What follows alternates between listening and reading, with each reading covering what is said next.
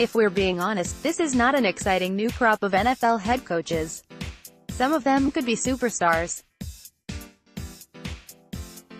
Not too many people were excited about the Philadelphia Eagles hiring Doug Pederson, and he's one of the best coaches in the NFL. Any one of the 8 new coaches hired this offseason could similarly become championship coaches. But with all 8 hires now official, after the Rams and Patriots ended their season, there are plenty of flaws to pick apart with the class. Some of them will be good coaches, and we're here to figure out which ones have the best chance. Here's the ranking of the 8 hires. 8. Zac Taylor, Bengals. Taylor is a perfect example of why the new head coaching class of 2019 has a lot of questions. He is highly thought of, but had he been the quarterback's coach for one season, for someone other than the Rams and Sean McVay, would he have this job? Plenty of NFL assistants had to look at Taylor's resume and wonder why he got a shot at age 35 while they wait. It might work out, but there's a risk. 7. Cliff Kingsbury, Cardinals. This is one of the most unusual hires in recent NFL history. Kingsbury was fired by Texas Tech, where he is a legend, and quickly agreed to be USC's offensive coordinator. Then all of a sudden NFL teams coveted him. Kingsbury's final 5 college seasons produced 4 losing seasons and one 7-6 record. Won't get easy wins against Kansas or Lamar in the NFL either. He knows how to call an offense, and maybe that will be enough, but the Cardinals will look absolutely foolish if this doesn't work out. 6. Adam Gase, Jets. Gase went 23-25 as Dolphins coach, never lived up to his reputation as an offensive genius, and his time in Miami was marked with weird decisions. Maybe he's a great coach who just never had a healthy or good quarterback in Miami, and his offensive brilliance will come out with Sam Darnold. But he's still riding the wave of being Peyton Manning's offensive coordinator in Denver for 2 seasons, and at some point he needs some more positive results. 5.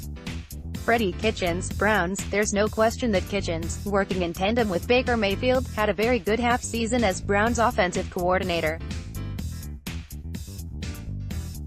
It's also worth noting that before he was promoted to interim offensive coordinator in mid-season, he was a mostly anonymous assistant who had never called a regular season game. The Browns wanted to retain Kitchens, and that's smart considering how good he was over the past couple months of last season. Maybe they found a hidden superstar who just needed a chance. But it also wouldn't be too shocking if this doesn't work out. 4.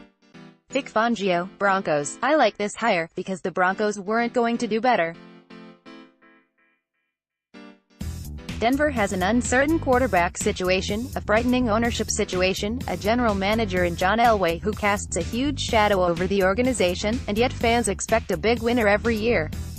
It's a lot tougher job right now than most people have admitted. The Broncos could have gotten the 5th or 6th best McVay clone, but they went in a completely opposite direction and hired a good defensive coach who is finally getting his first head coaching shot at 60. There's always uncertainty with a first-time head coach, but Fangio clearly knows football. 3. Matt LaFleur, Packers. Stop if you've heard this before. It's a hire that makes sense for many reasons, yet is still a gamble because the resume is a bit short. LaFleur has been around some fantastic coaches including, yes, McVay. He's young and people like his creativity. And still, he has been in charge of one offense, and the 2018 Titans finished 25th in yards and 27th in points. Not all of that was in LaFleur's control, but there must be a bit of trepidation trusting him with the rest of Aaron Rodgers' prime, given a fairly thin track record. 2. Bruce Arians, Buccaneers. The Buccaneers weren't going to do better than a 2-time NFL Coach of the Year. If Arians was 20 years younger, this would be no. 1 on this year's list without question. But he's going to turn 67 this season, and how many years is he really going to keep coaching?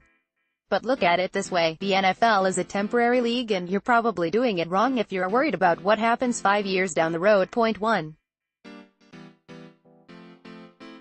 Brian Flores, Miami. Is putting Flores number 1 an overreaction to Super Bowl 53? Sure, but Flores actually has something really good on his resume.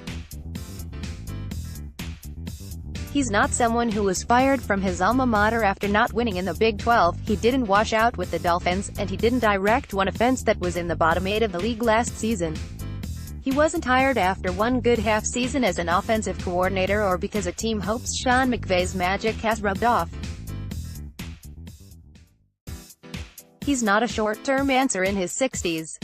Flores is 37 years old, well-respected by players, and for a while has been touted as a star in making.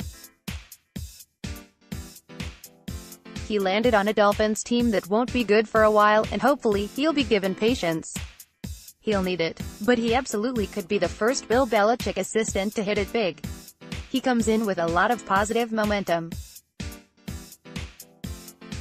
Multiple Patriots players and Belichick said Flores called the Patriots defense in the Super Bowl, according to Yahoo Sports' Charles Robinson. He wasn't just along for the ride as Belichick called the shots. The entire league is looking for the next McVay, and the Dolphins landed the guy who figured out McVay's offense in a Super Bowl. The Dolphins hired Brian Flores, who is coming off a tremendous Super Bowl running the Patriots defense. AP, Frank Schwab is a writer for Yahoo Sports. Have a tip? Email him at shutdown.corner@yahoo.com or follow him on Twitter. Follow at Yahoo Schwab. Subscribe to the Yahoo Sports NFL podcast, Apple Podcasts, Stitcher, Google Podcasts.